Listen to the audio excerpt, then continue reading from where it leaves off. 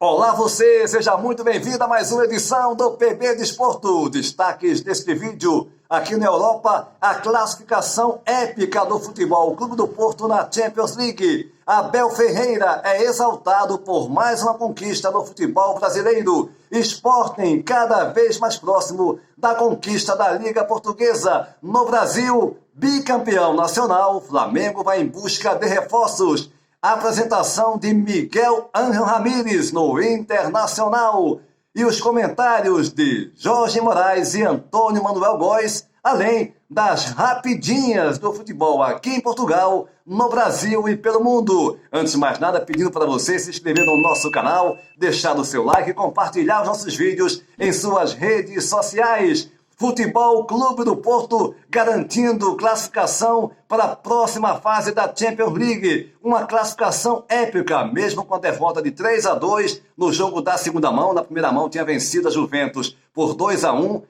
Mesmo com a derrota de 3-2, conseguiu passagem à próxima fase da competição. Vamos abordar isso daqui a pouquinho. Fique com a gente. Vamos agora até Maceió, Alagoas, Jorge Moraes e a conquista do Palmeiras na Copa do Brasil. Olá, Júnior, forte abraço para você, um abraço para você que está ligado aqui no PB Desporto.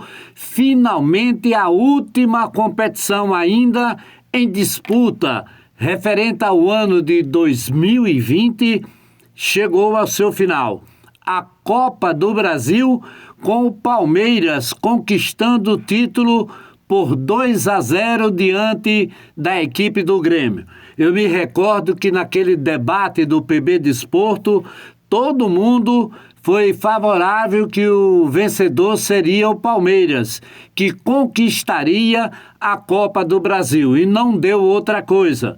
O Palmeiras, com esse título, já é o segundo conquistado pelo técnico Abel Ferreira, o português que está aqui dirigindo o time do Palmeiras. O primeiro título dele foi a Copa Libertadores da América e agora a Copa do Brasil. É o quarto título conquistado pelo time do Palmeiras. E com essa conquista, o futebol brasileiro abre vaga para o Fluminense, uma vaga dentro da fase de grupos da próxima Libertadores da América. E o Grêmio é quem vai disputar aquela fase de mata-mata, pré-Copa Libertadores, depois de perder o título para o Palmeiras. A grande impressão que eu tenho é que o Palmeiras, depois de conquistar o Campeonato Paulista, a Copa Libertadores da América e a Copa do Brasil, o Palmeiras vai se ajustar muito mais. Tem um patrocinador forte, é um grupo organizado, ganhou agora 54 milhões de reais pela conquista da Copa do Brasil. E isso torna o clube mais forte, até para novos investimentos. Investimentos em jogadores jovens, em jogadores que estão se destacando no futebol brasileiro. E eles estão sendo contratados pelo time do Palmeiras. É, sem dúvida nenhuma, uma grande estrutura. Tem um excelente planejamento no seu departamento de futebol. E eu acredito que as competições que são disputadas por clubes brasileiros, Flamengo e Palmeiras, nessa ordem, vão levar muito tempo para que fiquem fora de decisões e das conquistas dessas competições. Tá certo, Júnior? Forte abraço para você e até outra oportunidade aqui no PB Desporto. Jorge Moraes em Maceió, Alagoas. Mais uma conquista. Copa do Brasil, Libertadores, uma temporada fantástica 2020-2021 do Palmeiras, com mais um português, Abel Ferreira, depois de Jesus, também brilhando no futebol brasileiro. E você pode até contestar, né? Um jogo mais reativo do Palmeiras, mas é uma equipe competitiva e tem todos os méritos nessa temporada brilhante. Já aqui na Europa, na cidade de Turim, na Itália, uma classificação épica do Futebol Clube do Porto. Foi derrotado para a Juventus por 3-2, mas no jogo da primeira mão em Portugal venceu por 2-1, marcou um gol a mais jogando fora de casa avançou às quartas de final da Champions League pela 11ª vez em sua história. O Sérgio Oliveira brilhou, marcando os 2 gols do Porto. O Porto saiu na frente 1-0. O Chiesa virou, marcando 2 gols para a Juventus. O jogo foi para a prorrogação. O Sérgio Oliveira fazendo no último tempo, no tempo final já da prorrogação, o gol do empate. E mesmo com o Rabiot fazendo o gol da vitória da Juventus, pelo saldo de gol marcados fora, o Futebol Clube do Porto, de forma brilhante, consegue assim a sua classificação à próxima fase da competição. A equipe do técnico Sérgio Conceição. O Haaland, Eric Haaland, o jogador norueguês da equipe do Borussia Dortmund, vem brilhando há muito tempo, fazendo gols, mostrando futebol técnico, e foi fundamental no empate em 2-2 no jogo da segunda mão da sua equipe Borussia contra o Sevilla. No primeiro jogo, o Haaland marcou 2 gols na vitória de 3-2 do Borussia, que avança assim também à fase quartas de final. Vamos falar mais daqui a pouquinho do futebol, notícias do futebol aqui na Europa, como também do Brasil. Mas vamos agora até o Rio de Janeiro. Antônio Manuel Góes analisando a reinvenção do futebol sem público nos estádios. Olá, Antônio Júnior e gente do PB Desporto. Reinventar.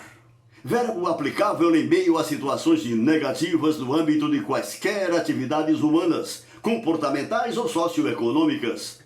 No caso do esporte, que perpassa interesses da própria economia, sob gestões profissionais, reinventar integra o cardápio na rotina das competições.